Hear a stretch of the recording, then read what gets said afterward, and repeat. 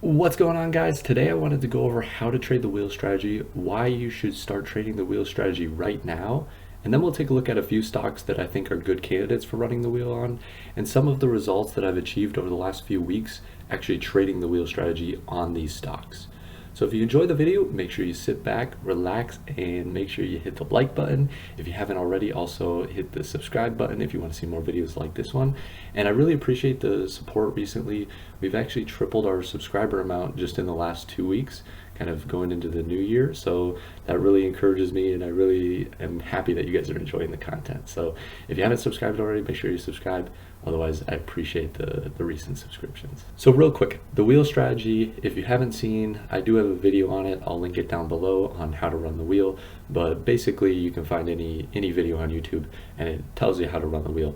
But basically, all you're doing is you're selling a put below a stock that you like at a price that you would be comfortable buying that stock at, and then you collect a premium for selling that put, and you're forced, if the stock price drops below your strike price, then you're forced to buy the stock at that price, 100 shares of the stock. So if you're selling at a $20 strike and it drops down to $19.50 stock price, then you're going to be forced to buy the stock at $20, which would be $2,000. So you need a little bit of money in your account, but you can do this, and we'll take a look at a lot of kind of smaller or lower price stocks that you can sell this on. But right now, let's first just take a look at the broader market. So really what we've seen over the last few months, kind of ever since November, is a lot of choppiness in the market. So we've seen it kind of drop off, spike back up, drop off, spike back up. There's been a lot of tax loss harvesting, and what you could see over the next month is a lot of those people who got out of stocks basically putting their money back into them, because they already basically incurred the loss on their taxes. They can write it off, and now they can buy back in kind of in January after 31 days, I believe it is, and basically kind of hold those stocks and kind of let them run into the new year. So there's a lot of good beaten down stocks that I think will have good potential. But overall, like I said, the market's kind of been really choppy. So really, where's the opportunity at? So it's not really in large market caps. If you look at Apple, Microsoft, Google, a lot of those, they're all still really high, if not even breaking 52-week highs. Apple is a good example of that. So really where it comes down to, if we look at IWM, which is the Russell 2000, it tracks a lot of small caps. So what we're looking at is, right, the Russell 2000 since around that same November timeframe has dropped off a cliff.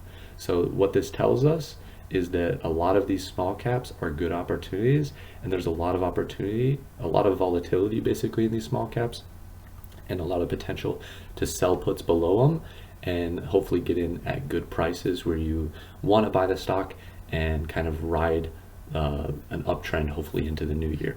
So I have 4 stocks that I'm really looking at and kind of keeping an eye on. A couple of them I've already put trades on actually in the past over 2021, but a couple of them are also new stocks to me that I haven't really put any trades on. So the first one, if you followed my account, this is a very popular one that I've put a lot of trades on, and it's SOFI Technologies. So ticker symbol SOFI, SOFI. And basically what we've seen over the last kind of month or so is, again, a lot of volatility and a lot of kind of downside pressure. And what that means is it's just a great opportunity to sell puts. So I've been selling actually around the $14 mark. I've even sold as low as $13.50 and collected a decent amount of premium. So really we're seeing a lot of kind of support here at around the $14.50 mark. So you can see even back here, back in August, we had, again, a lot of kind of support around the $14 mark. And if you've seen my other videos on SoFi, we kind of talk about how SoFi stock has acted over the last year. And that's a lot of kind of pushes up into the $20 to $25 range, and then pull back, and then push up, pull back, push up, pull back.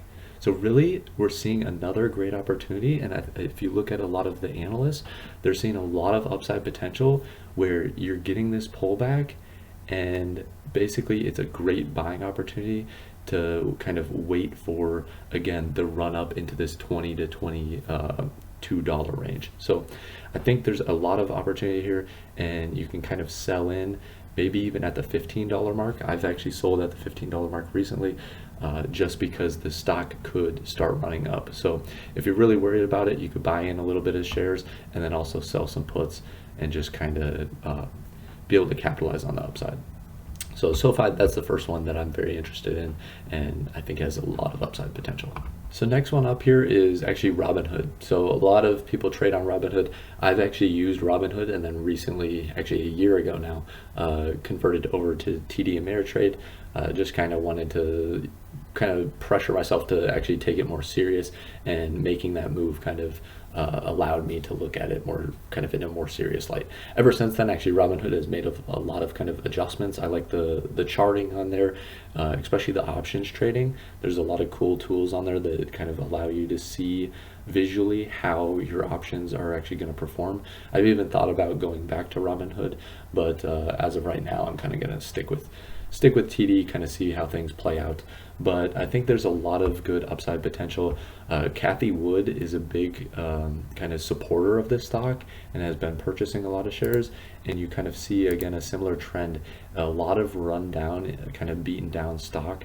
Again, the $17 mark is actually where I've been kind of selling most of my put options, because I think there's, again, a lot of support there. But really what you're seeing is just the stock overall kind of fall off kind of a cliff. And really, the other benefit, this is kind of what I look for in a lot of stocks that I trade, is I look for the potential of doubling up my money. And as early as really October, kind of early November, you're seeing $34 to $40 for stock price. So if I were to buy at $17, I'd gladly hold it there with kind of the knowledge that clearly there's been a lot of support around the $40 mark, which would be a double up on the share price. So Palleteer is the next one here on the list, and this is a very popular stock I'm sure a lot of you are familiar with, but basically they do a lot of data analysis, which I think over time is going to become huge. Right now, I haven't actually made any trades on this, but this is another stock that's kind of been beaten down a little bit. It isn't as severe as some of the other ones. It's kind of more comparable, I guess, with the SOFI one, but Robinhood is definitely beaten down significantly more. But really, I think there's a lot of long-term upside potential. I think buying in now is not really a bad spot.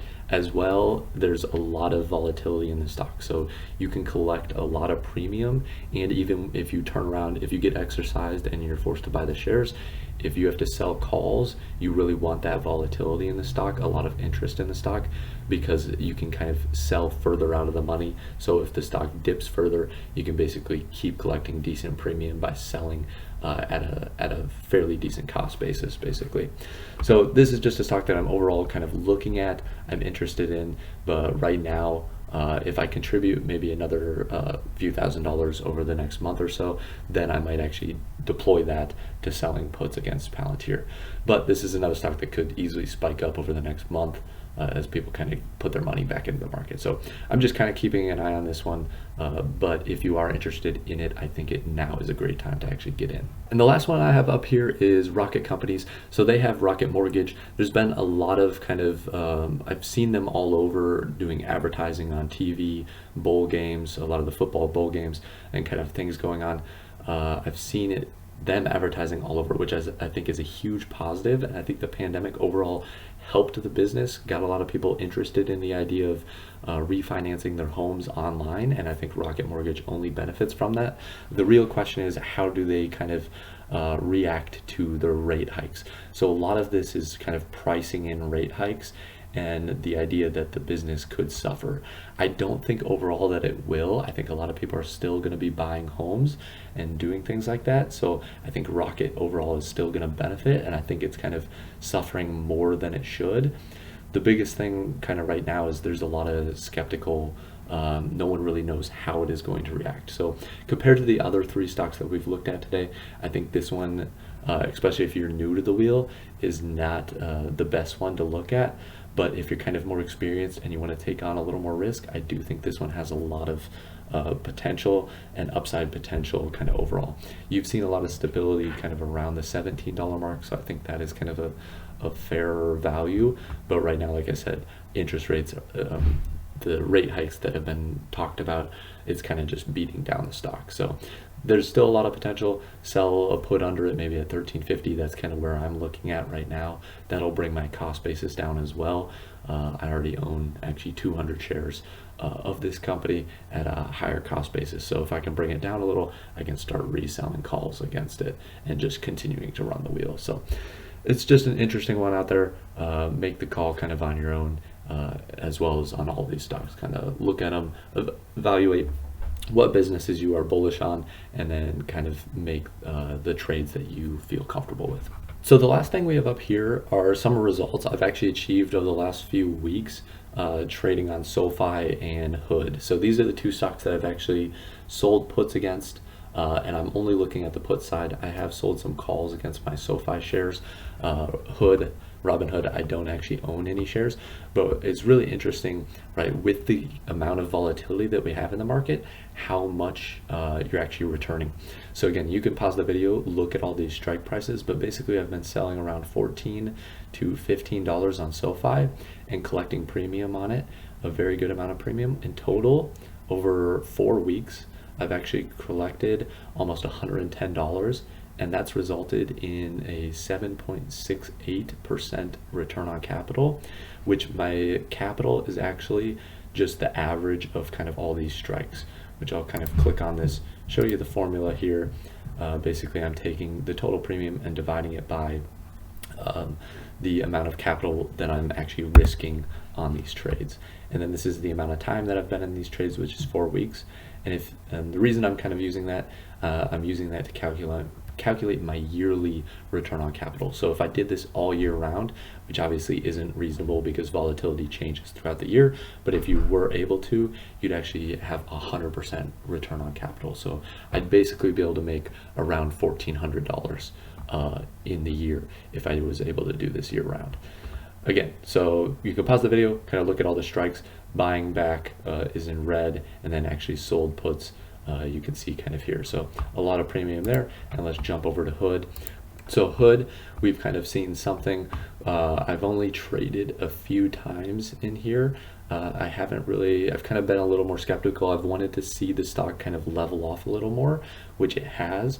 So I've looked at the $17 strike and sold a couple puts against it, and again collected a very good amount of premium on this, and that's been almost $57, almost $60 there, for a return on capital of 3.39. So this one was easier to calculate here.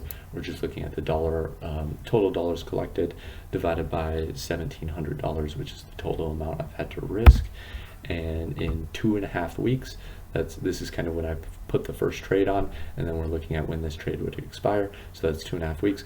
So when we annualize that return, we're actually looking at 70.56% return. So overall, between these two, we've seen a lot of volatility, and that's provided a good opportunity to kind of sell puts at really low strikes and potentially get into stocks at really good values. So overall, I hope you enjoyed the video. I hope you took something away from this. Like I said, any 3 of these stocks, I think you can get similar results on. I haven't ran the numbers on Palleteer and Rocket because I haven't really traded them a whole lot, but those are 2 stocks that I'm looking at, and I do think overall you can get a lot of good results out of them. So again, I hope you enjoyed the video. If you did, make sure you hit the like button. If you want to see more videos like this one, make sure you hit the subscribe button. Otherwise, have a wonderful rest of your day.